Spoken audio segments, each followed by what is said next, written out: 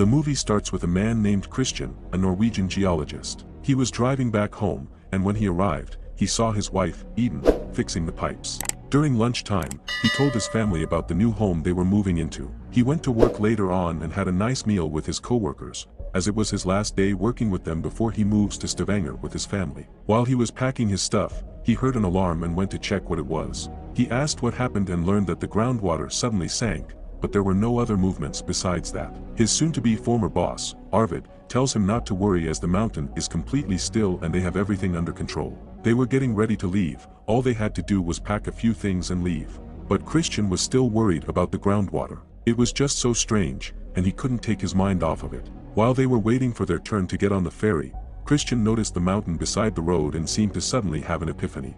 He drove back to the geology center and left his children in the car for a while to go talk with his former co-workers. He tells them that the problem must not be with the sensors but with the cables leading there. He tells everyone that groundwater can't disappear just like that. It will find new ways to create new layers, which will then cause friction. If they lost contact and couldn't detect anything, then that could mean that the friction broke the cable they had drilled inside the mountain. So Christian and one of his former co-workers, Jacob, went to check the cables and discovered that they really were broken. The two of them went back to the center, and Christian was frustrated that they couldn't do anything but send out a yellow warning so as not to cause panic throughout the whole city. Christian went back to the car and realized that his children weren't there anymore. He went to the hotel where Aiden was working and saw that his kids were there. His daughter, Julia, asked to go back to their house so she could say goodbye to it, while his son, Sondra, stayed at the hotel. At the geology center, George was left alone and was watching a movie when he realized that the sensors were detecting strange data and showing contractions in the rock. He and Margot reported to Arvid what the sensors had detected. Arvid and Jacob decided to go down inside the mountain to check on the sensors. Meanwhile, Christian was still worried, so he called the geology center and learned about what was happening. He went to where he threw his junk and started looking for something. When he found it, he checked the data from previous recorded contractions in Viant and Randa, where he learned that the contractions indicate an avalanche. In both records, they showed the same thing, which is that the mountains didn't expand but were actually pulled together. He called the geology center again and told Arvid what he had discovered. Just as Arvid and Jacob decided to go up, a sudden quake occurred, and Jacob's feet got stuck. Then George and Margot lost contact with them. They also detected that the water table has started falling in several locations, indicating that a tsunami is about to happen. Christian, who was still on the call with them, told Margot to sound the alarm. Margot pulled the tsunami alarm, and the whole city was alerted about the incoming disaster. Moments later, the avalanche happens. Arvid, who went to help Jacob, was hit by a rock and fell to his death. Christian took Julia, and the two of them left for safety, telling people on his way to immediately go up the hill to avoid the tsunami. Meanwhile, Eden and her co-worker, Rebecca, alerted all the guests about the incoming tsunami when she realized that Sondra was nowhere to be found. She went to look for Sondra, and one of the guests named Maria urged her husband, Philip, to help Eden look for her son. There was a huge traffic on the way, so Christian and Julia decided to abandon their car and run up the hill. He told everyone else to leave their cars and run uphill on foot when their neighbor, Anna, got stuck between two cars. Christian told Julia to go with Anna's husband, Thomas, and their daughter, Teresa, up the hill while he went to help Anna. Seeing as there was no way for them to avoid the tsunami anymore, the two of them decided to lock themselves in a car to keep them at least a little bit safe from the tsunami. The wave engulfed the car, and the two of them lost consciousness. Maria found Sondra skating in a hallway with headphones on. As soon as they stepped out of the hotel, the bus had already left, and they saw the wave roaring towards them. Eden told everyone to go to the basement, as there are shelters there. Maria stayed rooted in her place, and Eden had to pull her. Sondra and Philip got into a room and were waiting for Eden and Maria. Eden managed to get inside the room, but Maria was swept away by the raging waters. Philip screamed for his wife, and Eden had to convince him to close the doors as there was no way Maria would still be alive after what happened. They struggled to close the door due to the water that kept coming in, and when they finally managed to close it, the lights turned off.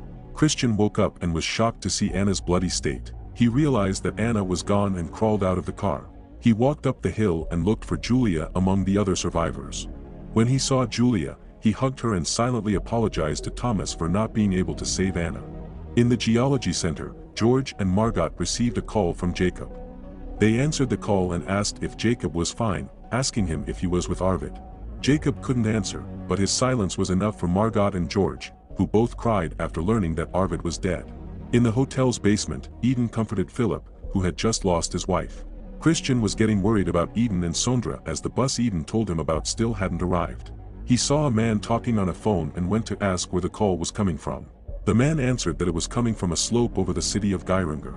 Christian borrowed the phone and asked whoever was on the other line if a tourist bus had arrived at their spot. He got scared even more when he learned that there had been no tourist bus. He decided to go back to the hotel by himself to check. He told Julia to stay with Thomas for a while and wait for him to come back. In the basement, Eden and Sondra pressed on the door where the water was pouring in and closed it.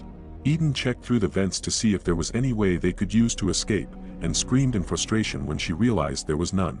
Then the water started pouring in through the door gaps again. Philip complained about their situation, and Sondra was mad that he wasn't helping them close the door properly. Eden stopped them from arguing, and Philip just told them that they were going to die if they kept on waiting. Meanwhile, Christian rode on the floods through the ruins to get to the hotel. When he got onto a drier land, he started walking until he realized he was standing on the tourist bus. He opened it and jumped inside. He looked at all the dead bodies inside until he saw Vibeka's corpse. Realizing Eden and Sondra weren't there, he continued towards the hotel. The room Eden and Sondra were in was already getting filled with water, so they swam towards the vents to have more breathing space. Philip was panicking, as he had nothing to hold on to keep him afloat. He started pushing down on Sondra to keep himself up, drowning the boy in the process. Seeing as his son was struggling underwater, Eden had no choice but to push Philip under the water so he'd let go of Sondra. Philip died, and Eden apologized to Sondra for what she had to do. Christian arrived at the hotel, and he called out to Eden and Sondra, looking everywhere to see if they were there. He went to check on the basement but backed away when he saw that it was already filled with water. He continued to look around until he noticed something inside a room. It was the room Sondra was staying in, and his bag was still there. When Christian checked through the bag and realized it was really Sondra's, he assumed the worst and started hitting the window in anger. Sondra and Eden heard it and started knocking on the vent's pipes to call for Christian's attention. Realizing that he couldn't hear them, Eden swam under the water and got a wrench to hit the pipes with. Christian heard it and hit the window again as a reply. Sondra and Eden laughed when they realized that they had been heard. But their happiness was short-lived when water started pouring into the vents. Christian went to the basement and swam under the water. He took away everything that was blocking the door to open it. Eden told Sondra to wait for her as she swam under again to open the room's door. Unbeknownst to Christian and Eden, they were both trying to open the same door. They managed to open it and were happy to see each other. Christian pushed Eden to swim towards the stairs and leave the water before swimming towards where Sondra was. Eden stayed on the stairs to wait for them, and Christian got to Sondra, who was so scared. Sondra refused when Christian told him that they had to swim to the stairs, but his father reassured him that everything would be fine and that he'd be right behind him. Sondra finally relented, and the two of them went under. Sondra started losing breath on his way, so Christian had to do mouth-to-mouth with him to give him some oxygen. Then Christian gestured for Sondra to continue swimming. When Eden saw Sondra, she quickly pulled him up when she realized that Christian hadn't followed them. After giving Sondra oxygen, Christian himself started losing breath and couldn't go on anymore. She went to find him and pulled him out of the water. Eden pumped Christian's chest and breathed into his mouth. She kept on doing it again and again, but Christian still wouldn't wake up. When she thought that Christian wouldn't come back anymore, she gave up. But Sondra didn't want to give up. He screamed for his father to come back and began aggressively pumping his chest. He breathed into his father's mouth and pumped again until Christian woke up, coughing out water. The three of them hugged each other. Meanwhile, Julia was sitting with Teresa, worried about her family. When she heard a helicopter coming, she watched to see if it was her family. She was upset to know that it wasn't. Then the helicopter flew away. That's when she saw her parents and brother walking towards them. She ran towards them, and Eden carried her up. The family continued walking up to where the medics and other survivors were, happy that they had finally reunited once again.